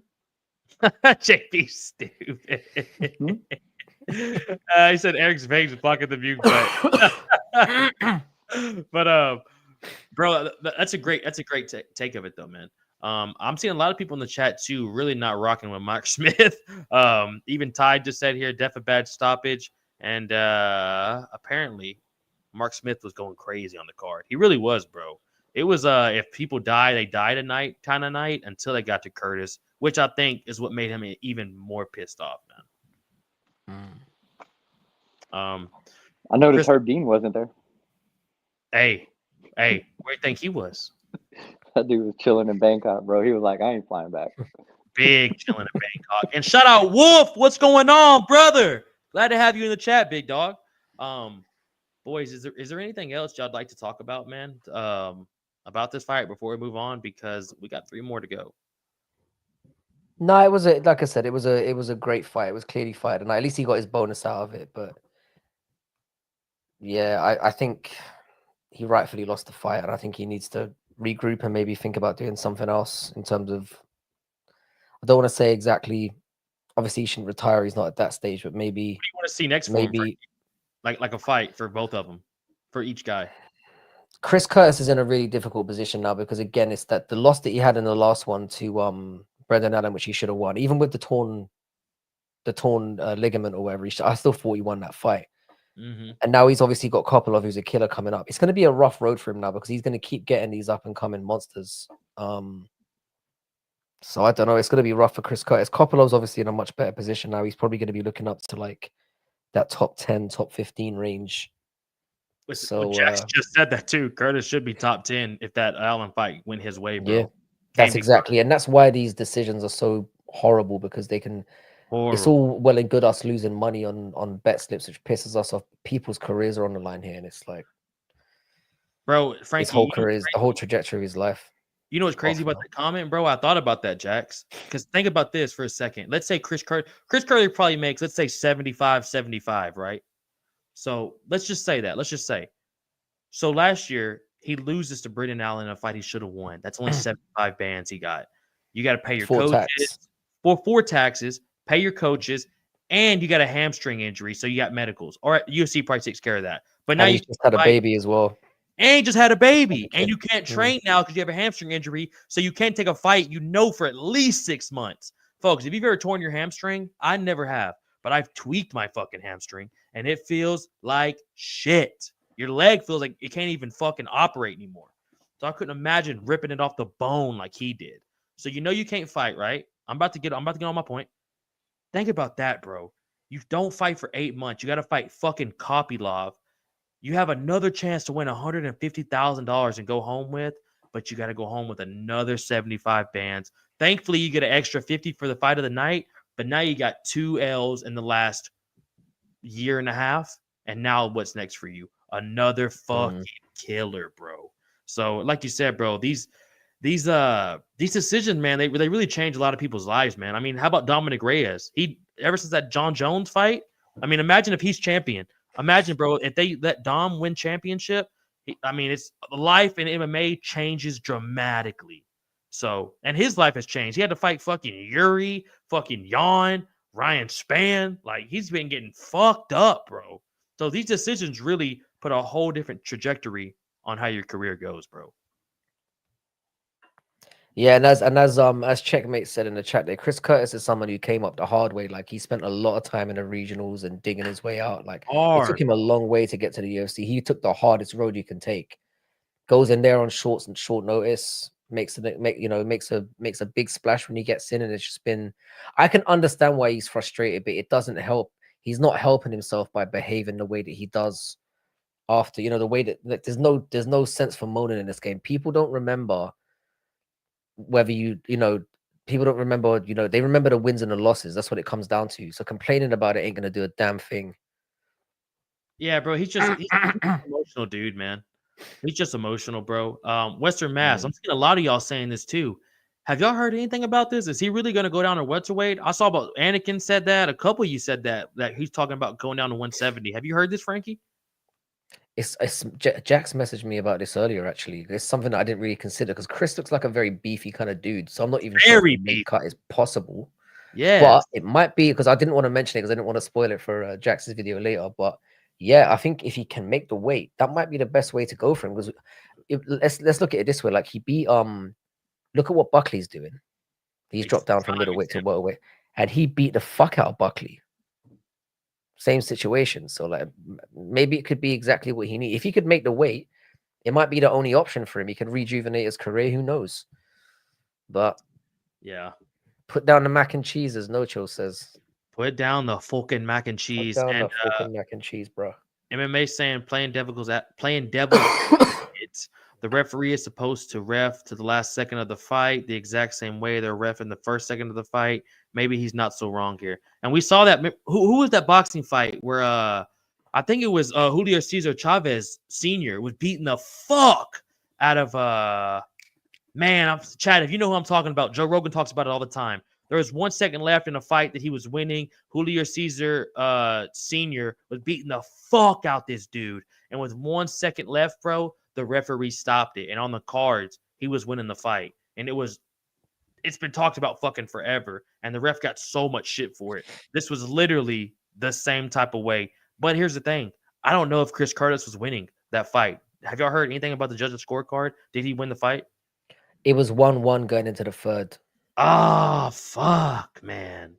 So damn, but he was getting his ass whooped in the third. I think for me, the reason why the Chris Curtis thing for me is the eye poke was bad and the nut shot was bad, because Kopilov looked like he was falling off a cliff at that point.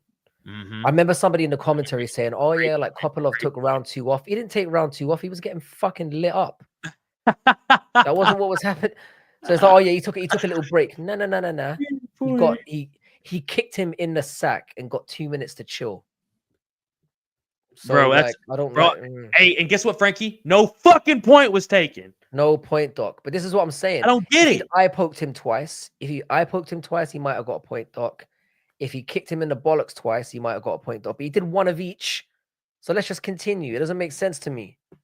That's what I'm saying, bro. An infraction's an infraction, bro. If you do something twice, it should be an automatic. You're fucked. They warn you in the back. They literally, bro. I've done 4 amateur MMA fights. I've been told every single time the rules. I've been told the warnings. Even in Muay Thai fights, a lot different though, because there's no fucking eye pokes. We're wearing gloves that are covered.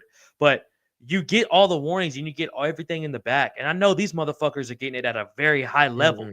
You know what I'm saying? We've seen the embedded. Well, here's the thing: accident or not, if it affects the fight, you need to get a point docked. It's like what happened with the Ihor Peteria thing. He ended his lineage right there in that moment, bro. It should have been at least a point. You're probably not going to have kids for the rest of your life. You should at least get a point out of the situation. And I'm a little behind in the chat, folks. I appreciate everyone in the chat tonight. So I'm a little bit behind, but you were right, Frankie, what Checkmate was saying. Chris has just had such a long journey, man. Been pro for 16 years. He's coaches at Extreme Couture. He's had a hard fighting career, bro. If y'all look up Chris Curtis's fighting career, his long amateur career, had a boxing career, and he fights killers, dude. Like, Chris never gets a boring ass fight. He's always in there ready to throw the fuck down to people, bro. So it was a good fight. At least we got a good fight out of it, regardless. Bro. Great fucking fight, bro. No chill. Don't do that to our boy, dog. Hey, no chill. Don't do that to our boy, brother. Don't do that to our boy. But Eric, I'm gonna go ahead and let you start the reins off with this next fight, brother, because I know that was a very much talked about fight between everybody. And honestly, when it happened for me, I was ready to see what y'all thoughts were on it on Monday too. So just wanted to see what y'all thought about that. But we had another amazing performance with Abdul Al Hassan. Eric, what were your thoughts on Cesar Almeida dead body performance? I kind of figured this was going to go not exactly this way, but I thought Abdul was going to come out just swinging a lot harder. We've seen Caesar's fights, and he just doesn't seem to throw as hard, as with much deadly intent. What seems like compared to Abdul. Only got to beat Pereira. Huh? He's the only guy to beat Alex. Kind of crazy. There you go. But I mean, not the only. The knockout was awesome. I did like the knockout. It was more of a survival knockout than anything. But what I will give Almeida is that when he did cock back and get out of the way of the punch, his eyes were on Abdul the whole time. So I do like that fact. It's like, all right, I'm not just like covering up my face and then I'm just swinging. But it was a survival punch. Didn't seem like nothing too strategic about that. Abdul was just swinging for the fences, wild, just trying to get him out of there. And that's what he does. That's why people, like watching that fight. And he's got enough power to get away with it. If he lands it, you're going to be in you're going to be in for a hell of a night. So it was a great knockout though. I mean, once again, it was one of those that's just like, all right, good. This is what we're here for. This is why Frankie stayed up. Frankie, what time was this when this card ended for you, bro? I think it was about 4 o'clock in the morning, something like that. Honestly, yeah, for a fight, like, I will say this: the card flowed pretty quickly. Like, it was kind of one fight after the other, which is the one benefit you get out of Apex cards. They do feel like they are a lot quicker. But usually, a number card finishes at 6, 7 o'clock in the morning for me. So this could have been worse. But you did it for a fucking UFC main card, Dern versus He-Boss too, son. Yeah, I've been doing this for years, though, man. I can't help myself. Thank you, Jax. My bad, brother. I didn't mean to cut you off, but I knew I wasn't tripping. I had Julio Cesar Chavez on my fucking brain. It was against Meldrick Taylor with 2 seconds left, and he was way down on the cards. Thank you. Shout out Making the Walk, folks. Hit that fucking link and subscribe. But thank you, bro. That's exactly who it was, dude. 2 seconds left, and he was beating Julio Cesar's ass. So, kind of crazy. This fight was more of a fight, though. That was the difference. This fight was 1-1 going into the third, so a little bit crazier there. But, Frankie, what were your thoughts on Cesar Almeida? I don't rate Cesar Almeida at all, I'll be honest with you. I don't think he's a very good MMA fighter. He's a very decent striker. Obviously, he's got that kickboxing background. I don't think he's very good, and I think Al Hassan threw this one away. I actually picked him going into the fight. I thought he would try to apply a bit of takedowns into this game. But it goes to show you, man, the IQ is a big problem. He got a little bit excited with himself. You had him hurt, and he just went swinging and got, this is another valuable lesson. It's like, don't take your eyes off the prize, isn't it? Like, if you've got somebody hurt, take your time, make sure you're keeping your defensive mindset there. And he didn't do that, and he got smacked. I mean, the KO was beautiful. It was like ironing board shit. He properly ironed him out. He was stiff as a board the way he fell, the way that he hit the back of his head. Nasty as it gets. But I put all that on Al Hassan because he should never have put himself into that situation. He was winning the fight. He was doing well. He just got too excited. Like, he blew his load and just got smashed. That's a lesson to everyone. Don't fuck around like that when you're in the ascendancy. Keep your P's and Q's together. Hey, you can't swim in the water, brother, and not get wet, Frankie. It's gonna happen. It's gonna fucking happen. But here's the thing: you can at least fucking try to swim out that goddamn water and not be in the pocket with a motherfucker like that. I mean, Eric, we were just practicing that technique, dog. Right hand completely down, got in the pocket, started letting him fly with Caesar. And like Frankie said, though, Caesar he hasn't been knocking motherfuckers dead like this. He's been kind of putting on shitty fights.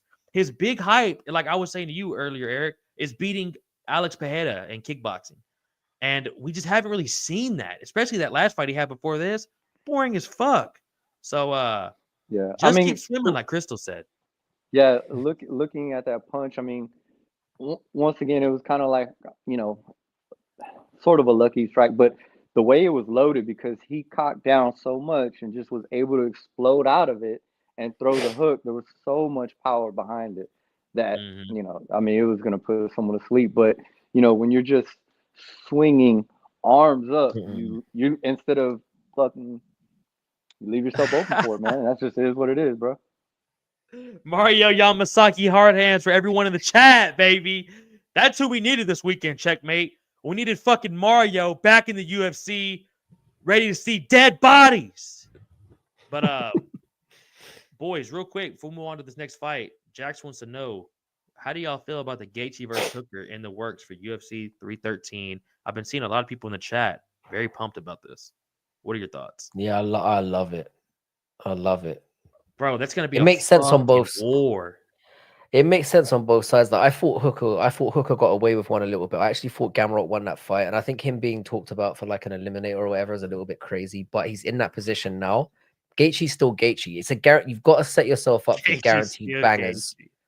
Gaethje. You've got to set up guaranteed bangers, and that would be a guaranteed war. There's no way that fight is shit. There's no way. So if you've got an opportunity to put a fight like that on, you do it. Bro, it's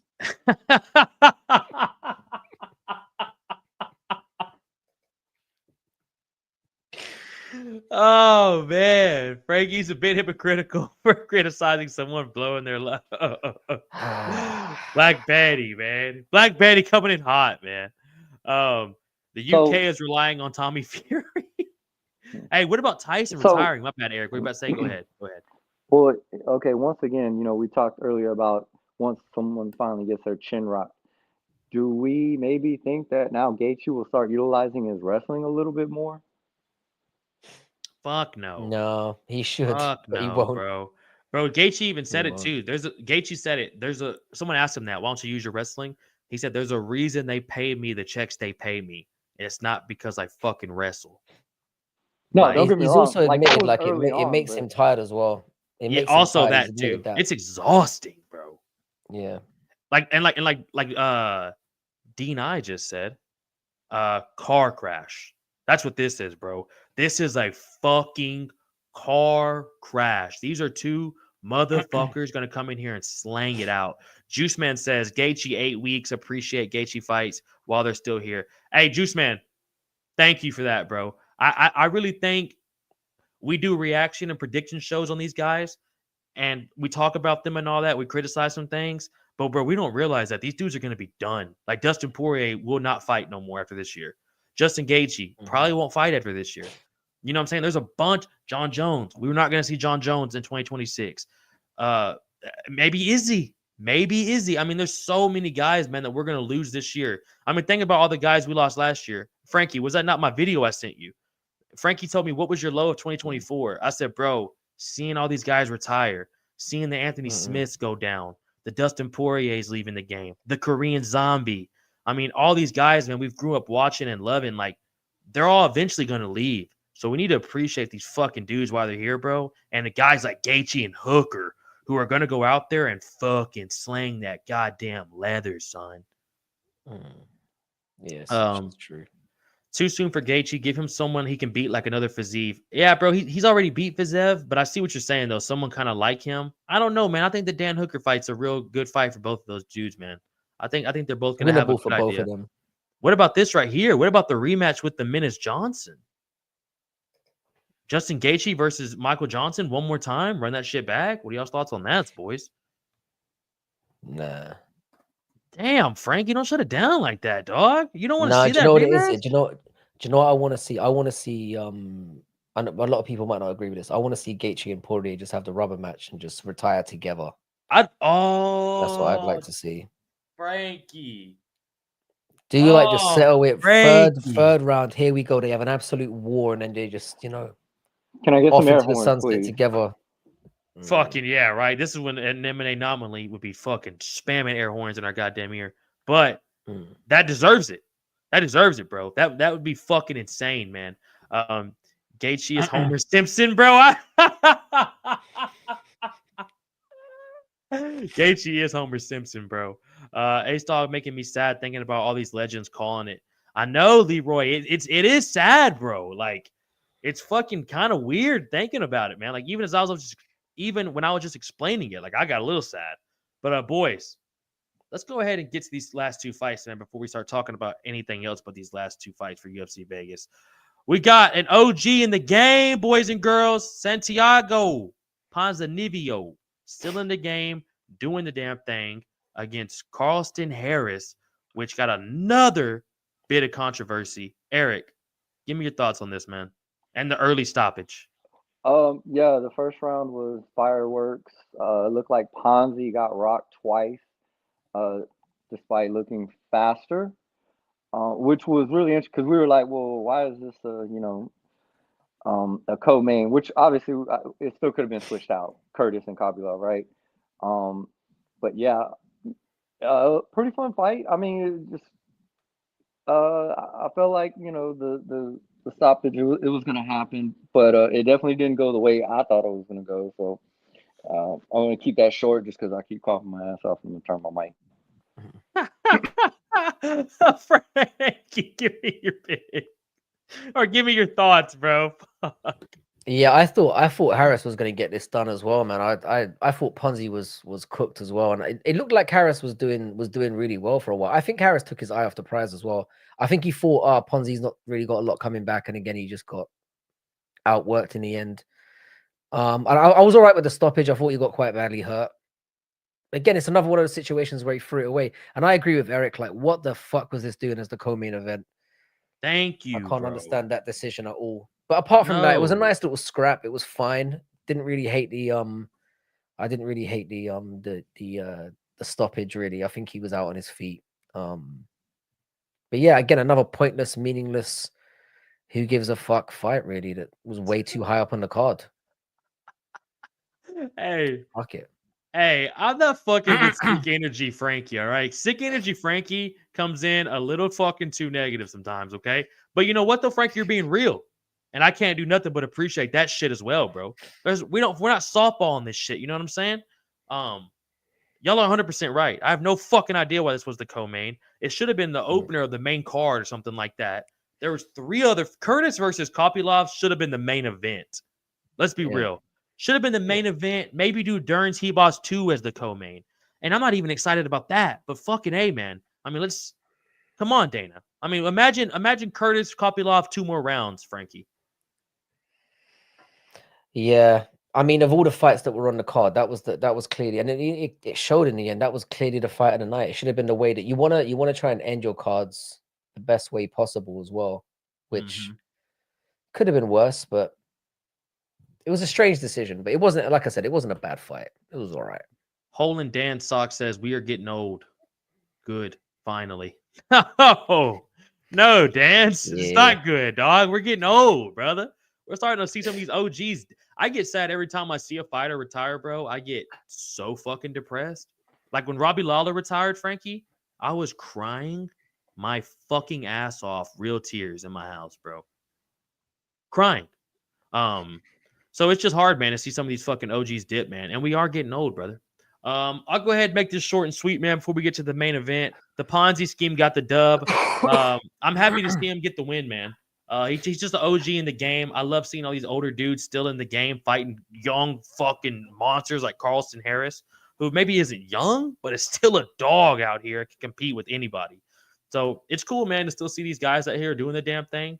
The fight, to me, I think was an early stoppage. Eric, what were your thoughts on the stoppage before we move on to the main event, bro?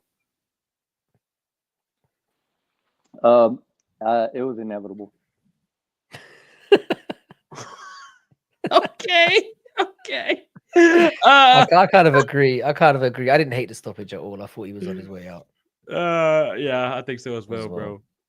Coach Eric Yeah. leveling up every stream. Eric, see, we still appreciate you, brother. Even with no mic, COVID, Ebola, whatever the fuck you got going on over there, we big appreciate you, big dog. I'm not gonna lie to you. Maybe I don't got the energy as well today because I'm a little fucked up as well. But hey, we're here, we're pushing through it, and we got one more to go, folks. So without further ado, Eric, let me start out with you, my brother, before we get a cough fest one more time, All big right. dog. Yeah. What were your thoughts on Dern versus Hebos 2? I think I said this as well, where I figured it was gonna start standing, end up on the ground. What I felt like Dern has improved her striking game. It did look a lot cleaner, a lot better. So that was cool to see. You know, it is what it is. Obviously we saw it go to the ground, but where the ground game got real interesting was in the third, and we saw some good scrambling, and then obviously Dern showed she was the better grappler, and got the armbar. I like the fact that she was able to finish it with a submission. The fact that we got a finish instead of it going to decision, which I think a lot of us said that it was going to go to. So for me, I'm not saying like it got my dick hard, but it was a lot better than what I expected. And like I said, man, I'm really impressed at Dern striking. It really did improve. So big up to her for that. And like a lot of you want to do, but you can't. Grab that like button by the pussy because you can't do that to Mackenzie Dern. Frankie, what were your thoughts on this fight, brother? And that camera work we got to see from the UFC. Yeah, I always appreciate a bit of that. Yeah, I feel like I got peer pressured a little bit by this one because again we put crossover and Jackson and I broke this one down, and I liked Dern in this one just because I felt like whenever somebody has a matchup the first time around and they win quite easily and then they tend to they overlook their opponent the second time around. I felt like there was a little bit of a potential for that going in, and I do think Dern is really terrible, but she has improved greatly from their first fight. When she took her down in the first round, that for me was when I was like, she's got this in the bag. And I actually had her close out a parlay for me. So I was pretty chuffed with that. As soon as I saw her take her down, I was like, yeah, she's going to do much better.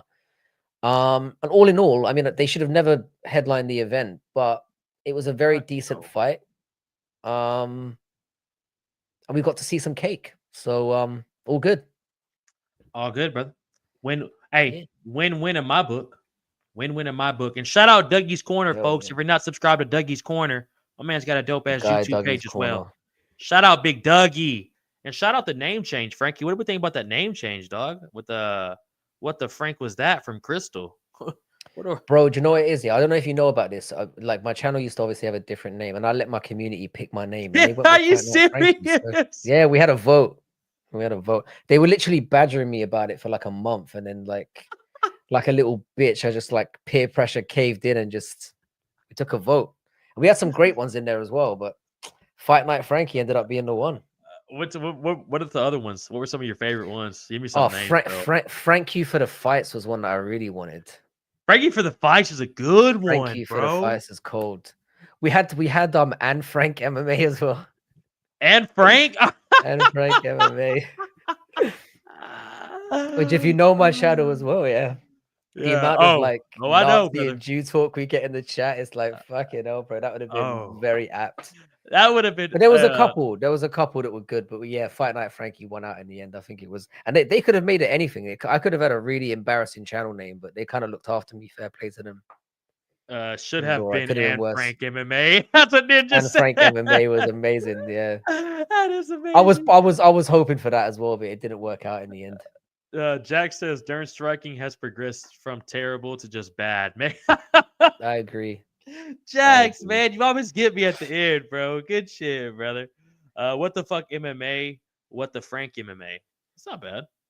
WTF MMA. Good as well. What the Frank MMA? That's pretty good, dude. That's pretty good, yeah. Chat. So sorry, chat. I have been literally 9 minutes behind the whole fucking show, but we're trying, man. Frankie and Stein for when we had a Jewish co-host. What is up with the Jew talk, Frankie? I don't know. I never started it, bro. I never started it. It just happened organically, which is Nah, even Frankie, more you ain't worrying. gotta lie to me. I'm gonna fucking pull up those streams and see some fucking Jew talk from Frankie. Double go. going dubbies for Douglas. Fight night at Frankie's. Yeah, that's not bad either. Yeah, Fight Night at Frankie's is cool as well. Improvement is improvement as far as Dern goes. I still think we should have just called Frankie the Space Vampire. Damn. The Space Vampire. Bro, the things that people used to say to me when they came into my chat at the beginning, these are the insults are getting slightly less severe, so I'm grateful. Frankie the goat. Cooked. Frankie, you're the goat though, brother, from JP. I love JPR, man. He's my guy. How about no Indians allowed MMA as the channel? I don't know what you're talking about. It's from your favorite magician, brother. But I think I'm gonna move on that before we get demonetized. So if we do, shout out your favorite magician because you got me fucking taken off the channel. Glad Billy Q responded to me and I met y'all first time hopping on. Hey, glad to have you in, brother. Me and my dog met a couple days ago. Dope ass dude. Glad to have you in here. And by the way, bro, I had Billy Quarantello on the podcast a couple months ago. If y'all want to go back and rewatch that, so he's on there, folks. Boys, we've been on for an hour and 43 minutes. I did not get to the chat much today, but I did get to chop it up with the boys a lot today, and I'm glad the chat was in here. Dope ass time with the boys today. Eric, I'm gonna go ahead and start with you. I know you got to get going, and I know you got to go to the hospital. So let me start with you, Eric. Give me your final thoughts on UFC. I'm gonna go to Frankie, and then I'm gonna wrap it up and hit this outro button, brother. Big appreciate everyone in the chat, and I big appreciate the boys. Started out slow, picked up the pace. Glad we got to see a couple of knockouts. Wish we could have saw those last just a little bit longer, just a couple of them, just to see what, a little bit more scrapping. But other than that, not too disappointed in this one. But I am ready for this Saturday's fight card, man. Because honestly, after one championship and being at the Texans playoff games, dude, my level was up to here. And even though this card wasn't super disappointing, kind of took my level to here. So I need to get back up here. Bro, I'll be honest with you, Eric. That's a great point. I literally, like I said, I was watching the chat with Olden, MMA Anomaly, and fucking the Rambling Dad and Leroy. Who are in the chat right now, and I literally dipped on them. I watched one fight, bro. I saw the people were invited me to the Texans after party, and I went, I'm just gonna leave. I'm just gonna leave. And then I know the boys are probably like, this motherfucker's just dipping. I didn't even want to give an excuse. I just looked at my phone. I looked at how the fights were going, and I was like, I'm going to leave. So that's why we didn't do a stream, folks, for the fights. I had a lot of people asking me what the fuck was happening with the stream. The boys were running it down for me. I had to get the fuck up out of there, and I had to go enjoy that Texans dub, Eric. Let these fucking people know how the fuck we get down. Fuck the Chiefs, fuck the Ravens, and fuck the Bills. Frankie, let's get back to some MMA before I wrap this thing up, bro. Give me your overall thoughts, Frankie, and I appreciate you hopping on today, man. No, I appreciate being on. I'm with you the same way. Like I thought the card started out really stinky. I'm glad that I didn't give up though. It turned out to be a really decent card. The shame for me was, like, I think, like you said, a lot of people checked out about halfway through that card, and it's a shame because they missed out on some really good performances, some really good fights. But now we've got 311, which is coming up, which is going to be fucking unbelievable. Might be the most stacked card I've seen, period. So yeah, we've got that to look forward to now. So this was a nice little appetizer for the main course, and I'm looking forward to it. Brother, 100%. Frankie, I should probably wrap it up on that. That was a great way to do the outro on that. But shout out to Texans and shout out CJ Stroud, baby. Shout out everyone in the chat. Shout out Dougie, W, Houstonian Lane. Big appreciate you, Lane. Big appreciate you, Dougie. Black Betty, scheduled for 50 minutes ago. I'm not too sure what the fuck that means. Crystal, laughed my ass off. Did he? He 100% did. Boys, pumped to have you guys on for real. Always love breaking down the card with you boys.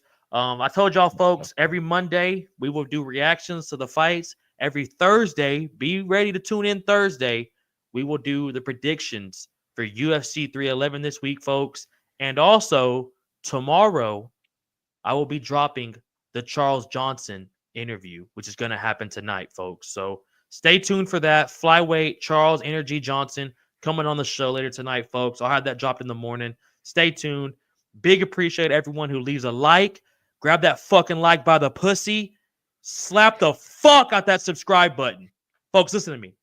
Hit that fucking subscribe button. It costs you nothing. It's going to be to the fucking left of you. Go, oh shit, let's talk to MMA Talk. Boom. Fight Night Frankie. Boom. Valdezzi's fucking validations. That fucking easy. Took me 5 seconds to do that. Big Crystal appreciate the Miller chat. as well. And Crystal Miller in as there well. And Crystal Miller. Nothing but love for all of you in the chat. Big appreciate everyone.